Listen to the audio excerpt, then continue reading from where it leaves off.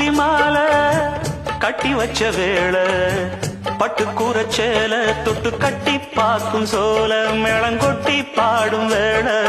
ஆளான அழகான கொடிதானையா அதில் பூத்த புது பூவில் தேந்தானையா தேனள்ளி நான் உன்ன திரையேனம்மா திரளான சுகம் காட்டும் கரை நானம்மா வெக்கமா சொர்க்கமா விட்டு விட்டு செல்லுமா